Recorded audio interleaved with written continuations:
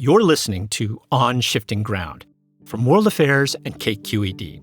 I'm Philip Yun, filling in for Ray Suarez. As the U.S. and dozens of other countries enter a new election year, the stakes are really high.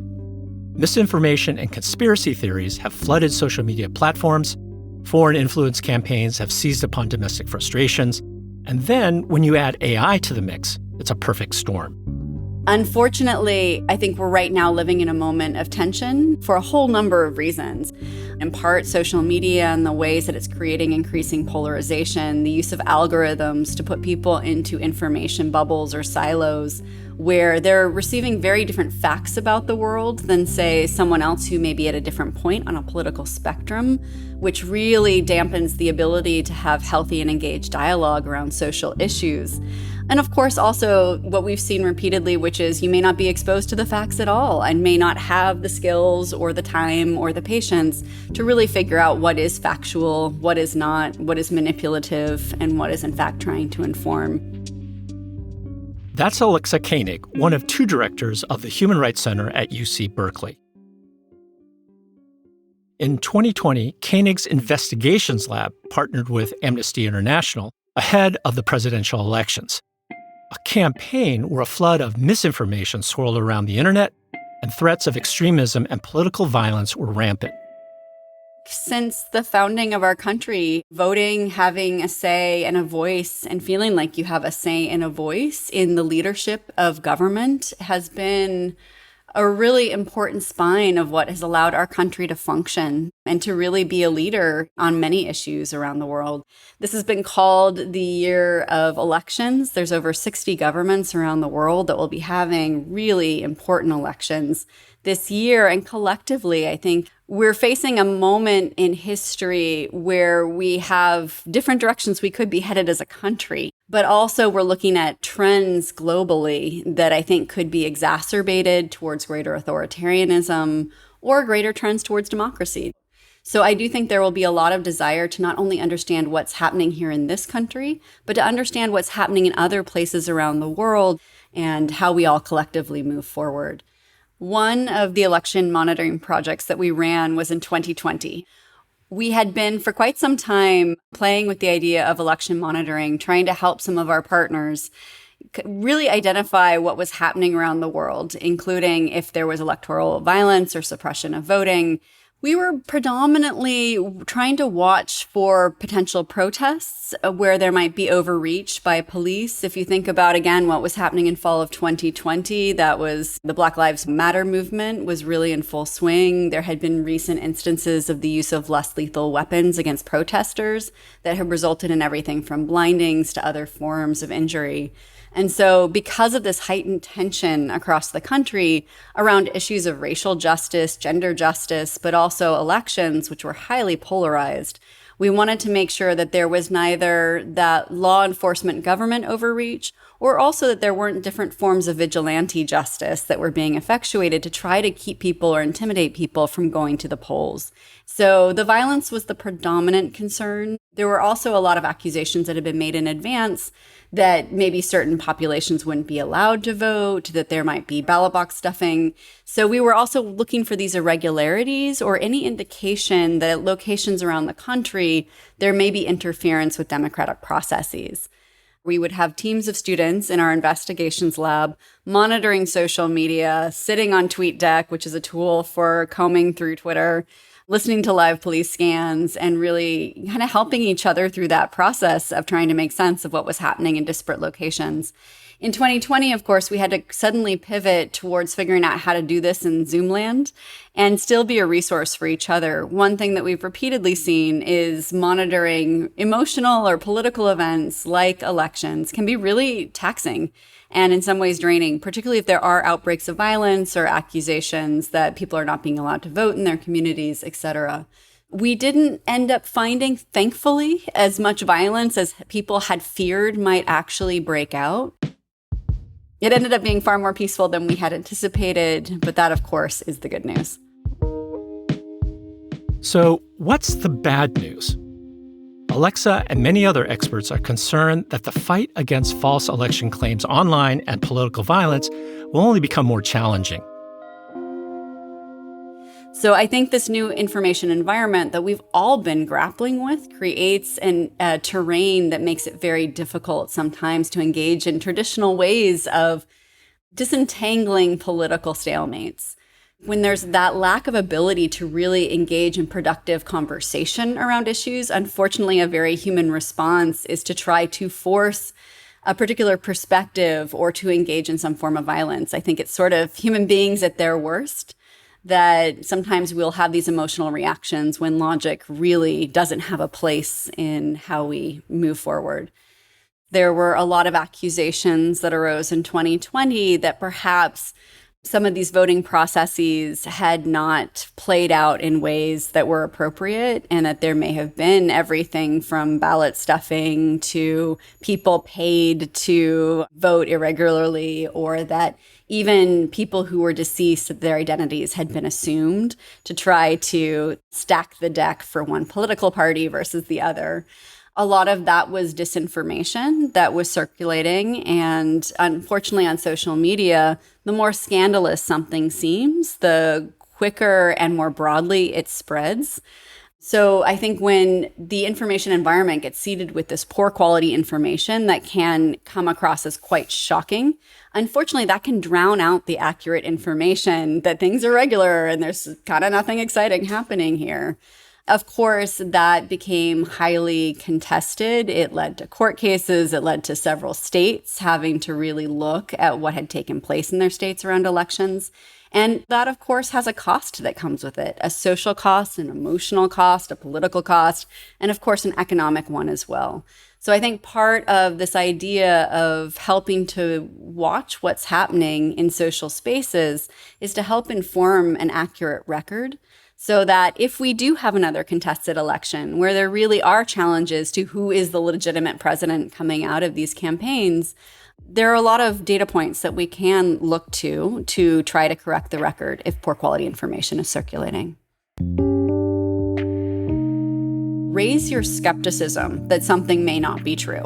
So for example, the kind of common everyday person's litmus test is, does it make your jaw drop? And do you kind of gasp when you read it? If you do, that may be something that has been designed to give you that emotive reaction that is designed to have you be more emotional than logical in that moment, and to potentially just pass that on to everyone you know because it does seem so shocking. That's often the very time that you need to take a deep breath and maybe do some basic fact checking. So I think just even going on search engines and checking, is this a hoax? Or doing what's called a reverse image search, where you right-click a photo and seeing if it's popped up in other contexts before. So for example, if something claims to be of people being denied their right violently to vote at a particular polling place, if you reverse image search that picture and you find out that picture actually accompanied a news story 3 years ago or had been circulated on Twitter a few months ago, there's going to be deep skepticism about the reliability of that source. Unfortunately, most of us don't take those few seconds extra that it may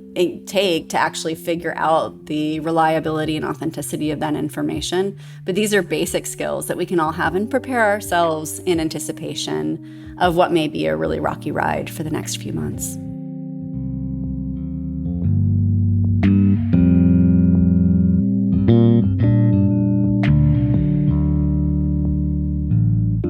That was Alexa Koenig, who spoke to our producer Elise Manoukian about social media and elections. Last year, Alexa and her co-director, Andrea Lampros, spoke with Ray Suarez about the side effects of their work and how navigating graphic content online affects us all. Ray takes it from here. I remember when I was a kid, the famous photo of the execution of a Viet Cong captain on a Saigon street, the self-immolation of a Buddhist monk, the frame-by-frame murder of John Kennedy were all high-impact images, sure, but rare. In closed societies, forbidden images passed from hand to hand in physical form before reaching yours. But today, with a few keystrokes and a little morbid curiosity, users across the world can find virtually anything online. Does that level of exposure have consequences for society? Alexa Koenig has studied the effects of digital consumption for decades And in her new book, Graphic: Trauma and Meaning in Our Online Lives, she and co-author Andrea Lampros argue that it's time to train journalists, students, and an entire generation of kids growing up on the internet about how to deal with the violent content they encounter online. Koenig and Lampros founded UC Berkeley's Human Rights Center Investigations Lab, and they joined me to talk about how we can protect human rights and our mental health in a digital world that feels like it's coming apart at the seams. Alexa and Andrea, welcome to On Shifting Ground. Thank you for having me. Thank you so much. Alexa Koenig, we had you on the program just over a year ago. People should check out that episode, but for those who haven't heard it, tell us what the Investigations Lab does and why it does what it does. The Investigations Lab was started in the fall of 2016 because we had a growing recognition here at the Human Rights Center at UC Berkeley that increasingly digital information being posted to social media and other online spaces was becoming deeply valuable for war crimes investigations and knowing what was happening in different spots around the world. So we realized there was no official training process for helping to create a pipeline of incredible professionals who would support the human rights movement, who would support war crimes investigations, really knowing how to mine online spaces for the videos, the photographs, the tweets, the text that people were putting out about what was happening in their communities, and be able to authenticate it, to know how reliable that information is for what's happening today in our world. So this became an attempt to bring students together from across different areas of practice and give them that training, partner them with professionals around the world, and actually work on these investigations together. Well, is it working? Give us some examples of cases where the Investigations Lab has turned up important evidence. It is working, and it's working in a variety of ways. First of all, we're finding it's incredibly helpful for 3 different areas of practice: journalism, war crimes or legal investigations, and also human rights investigations, where you can use the information for diplomacy or for advocacy to try to stop violence as it's happening and build these repositories of information for future justice. We had one team in the Investigations Lab recently that was partnering with Human Rights First to look at asylum cases and how judges were making decisions about who gets to stay in the country and who's kicked out. And one of the things that they were able to do was create a novel way of analyzing these huge data sets about all these decisions and figure out what was actually going on and establish that there wasn't always a direct connection between what we would see as the objective law around who should stay and who should go, but that it was often correlated with judges' identities, their geographic locations, et cetera. But it ranges from right here in our own backyards to the international environment. I know Andrea really kicked off a lot of our work in Myanmar, looking at violence that was erupting in 2017, 2018, and unfortunately has continued to the present day. We've also had student teams that did a lot of work looking at different kinds of attacks taking place in Syria and gathering evidence that some of these attacks may have been targeting civilian infrastructure. Andrea Lampros, does the work of the lab make the two of you really particularly well suited to write a book about how graphic content online is changing us? Oh, absolutely. The work of the students in the lab has really informed what we've been able to write about and think about in terms of taking in graphic content. When we started the lab, as Alexa said, one of the key projects in the beginning was related to Myanmar. And as you can imagine, the human rights violations, state-sponsored violence in Myanmar has been horrific over time. And really one of the first projects that students worked on was to document some of the hate speech that was up on Facebook, the platform, and was really fueling the violence against the Rohingya and other ethnic populations in Myanmar. But these graphic images, not only the graphic images, but just the hate-filled tweets or Facebook posts that students were seeing caused us to really think about how do we keep people safe in this context? How do we help students not just have a kind of tough it out mentality that I think journalists have often worked in and human rights workers have often worked in, of like, just get through this and you'll be fine. This macho, it's not affecting me. And so from day one, and with our partner Sam Dubberly at Amnesty International and others, really helped us to think about how do we create some training, some thinking around this just from the very beginning. And then I think from then on, our students really informed what they needed. They told us what they needed and how to respond to some of this graphic violence they were taking in every day. I'm interested in that distinction between the disinterestedness, the arm's length, tough it out, as you say, attitude of a journalist or an investigator, and the attitudes of your student collaborators. Why was it necessary to talk about them still being able to feel something from what they were seeing? That's exactly why we write this book. And that's exactly why students felt that this experience of working in this lab has been so powerful and so important, because it is grappling with the trauma, the violence of our world, the pain of our world, but also it's about meaning and it's about deriving some meaning from that. And so it has always been very important to us that we hold those things side by side, of doing this work and doing it really for the long haul. How are you in it? And how are you in it not just taking in this pain, but how are you also deriving meaning, building community, finding awareness around how you're feeling about it and going through it. And so that's been the experience. Our students have really informed us, constantly talking about how it made them feel to grapple with this and how it connected to some of the things that they've experienced in their own lives. A lot of the students in the labs are immigrants themselves, students of color, people who have faced a lot of racism, anti-immigrant sentiment, trauma. And so they are also doing work that is meaningful and important to them to help investigate human rights violations around the world. Alexa Koenig, as I was reading Graphic, I kept thinking back to the subtitle, Trauma and Meaning in Our Online Lives. And it occurred to me just how recent a development the existence of such a thing as an online life is in the first place, and how comfortable hundreds of millions of people are with the idea that they even have one. Compared to other revolutions, and you write about this in the book, in perception, in cognition, in communication, did this happen so quickly as to be almost overwhelming? I would say so. And I think, Andre and I are both parents. One of the things that really struck me as we were working with students in the investigations lab was that my children, who were young teenagers at the time that we were really beginning to incubate this, or older, middle school age, was that they actually were really aware of things like people being killed in Myanmar, people being killed in Ukraine.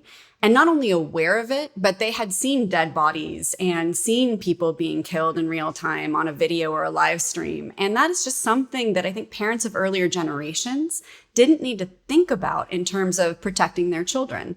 Yes, you might have violence in your community in 3 dimensions, but that everyday exposure and the shock of it just showing up in your online feeds that are supposed to be a source of entertainment and information gathering, that's new. And I don't think we've really caught up to what this means for our society, about how we process information, what we turn our attention to, and how we can leverage this to not only feel helpless in the sight of tremendous violence, but to also use it and harness it to make change. I kept going back and forth on just that point, because I was a kid when the famous Eddie Adams photo of the execution of a suspected Viet Cong was carried out on a street. And it is a stunning photograph. Those were my years, 5th, 6th, 7th grade. But now the internet is just a river of it. And in many societies in the world, back in that same era, forbidden images passed hand to hand. You had to make discreet inquiries to see a samizdat newspaper in the Soviet Union, or have forbidden ideas or images pass through several hands before reaching yours. How has that revolution in ubiquity and ease of access and the anonymity of the person trying to see these things changed the game, changed our assumptions about what's happening here? There's a few different things that I think are going on that make this a really fascinating but also difficult time in our engagement with social media. The first is the sheer volume. You mentioned a few key examples that I think would be touchstones and milestones for a lot of people, where we kind of have these indicators where there may be a photograph or an incident that took place that we can all identify with because it was sort of these huge events during our lifetime. Certainly Rodney King's beating in 1991 is something many of us will remember. George Floyd's more recent killing is something we will all remember. But what we have now is just such a volume of violence that figuring out what to focus on and where to turn our attention can be really difficult in thinking about how to move forward. It also relates to some of the ways that we stay safe in this kind of environment. And by that, I don't mean necessarily physically safe, but that we have psychological skills to help offset some of the grief and trauma that people are experiencing. One aspect of that is community. When you can talk as a community or figure out what to do next as a community, we found that that has a protective effect. So for example, if you are in the military and you're fighting some awful battle and you're being exposed to people being killed, just the proximity of the people in your troop being with you and having other people who know what you've experienced and being able to debrief that either in the short or long term can help you process that information. But a lot of times we're not talking about what we're exposed to online, and that creates a lack of support. Maybe the last thing I'll mention is also the identity piece. We are all being exposed to different kinds of violence online based on our unique identities. The algorithms that are shaping and funneling information to us based on who they think we are and what different software systems thinks we will be interested in. So again, it really starts to degrade this ability to come together as a community, to process this violence and to harness it for change. A quote from the book: "While it's not the job of journalists to protect viewers from disturbing material when it reveals what's going on in the world, reporters often factor in the potential effects on viewers." And I read that and I thought, yeah, sure. I've been in a lot of newsroom conversations where we've talked about how to show things, whether to show things at all. You quote one reporter talking about context and insight. But now that reporters and news organizations are no longer gatekeepers and conduits, and people are blasting out these images for their own reasons, are any of them thinking about the recipient? I mean, now that anyone can show anyone anything, is the repertorial function really that relevant in this conversation any longer?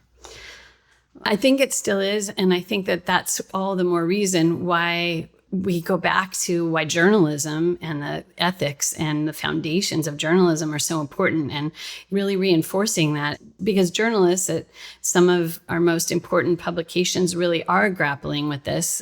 We spoke at length with editors at the New York Times who, because we really looked deeply at the George Floyd murder and how that was covered in the open source investigation of that, and how then they grapple with how to cover other police violence and videos of that nature. And they were really thinking through, okay, when do we not show? And when is it important for somebody to see this footage and when is it not? And yes, that is a gatekeeper function. And of course, what you're saying is true, that we're getting information from all different sources and not just the New York Times and the Washington Post, et cetera. But I do think it's really important to reinforce the fact that journalists are thinking about these things and are kind of trying to come up with some guidance and guidelines to set a tone. Along with the evolution, the radical changes in Twitter, comes the tremendous attention being paid to the development, the training, both conscious and unwitting, in machine learning of artificial intelligence. And particularly given your work with the Investigations Lab, are you, in a parallel way, evolving a bag of tricks, a set of techniques, a set of tells, of tip-offs that help you in this world where things can be faked more and more easily to separate what's true from what's not as artificial intelligence evolves apace? So one of the great advantages of being based here at a university like UC Berkeley is that we have a chance to interact with people who are at the cutting edge of computer science, of electrical engineering, and other areas of practice to help understand what are some of those tells, what are the ways that both humans and machines can better detect when something is inauthentic, when it's not what it claims to be, and try to integrate that not only into our own day-to-day practice, but into our training of war crimes investigators, human rights activists, and younger generations. One of the things that we came out with in 2020 in partnership with the United Nations Human Rights Office was something called the Berkeley Protocol on Digital Open Source Investigations. The entire protocol is based around how can war crimes investigators know what they can rely on when building cases for some of the most egregious abuses worldwide. And there's sort of 3-step process that we take people through of technical analysis. How can you use machines to know whether something's real or fake? 2, how do you assess the content of the information? Are there things like the hair looks funny or the hands have 6 fingers, things that we know machines are getting wrong a lot in their attempts to create visual replicas of real people and real places. And then 3rd, source analysis. Can you actually trace back who first posted or created this video or photograph and assess their reliability for what they're claiming this image depicts, so that that's part of the calculation of whether you trust it and whether you rely on it. And I think that's something that all of us can ultimately be integrating. I think on the scary side with AI and machine learning, we of course are getting every day the cost of creating deep fakes is going down. The quality of those deep fakes and the ability to trick human beings is going up. But we can also be harnessing AI in ways to help better detect when something is generated automatically. We can also use it to protect people from some of the violence that's currently circulating. When Andrea was mentioning a more pro-social approach, one thing I would love to see is the automated use of AI to detect violence, graphic violence like bloodshed or decapitations, and blur that. So instead of stumbling across that by accident and being shocked and having that seared into your mind, having to take the extra step of turning off that automatic blurring if, for example, you need to see that because you are law enforcement or a human rights investigator. But having the everyday person who's scrolling in their social media feeds not being bombarded with stuff that is going to be seared into their minds. Alexa Koenig is co-faculty director of the Human Rights Center and an adjunct professor at UC Berkeley School of Law. Andrea Lampros is the communications director at UC Berkeley School of Education and co-founded the Human Rights Center Investigations Lab with Professor Koenig. My guests are co-authors of the book Graphic: Trauma and Meaning in Our Online Lives. Thanks for being with us. Thank you. Thank you so much.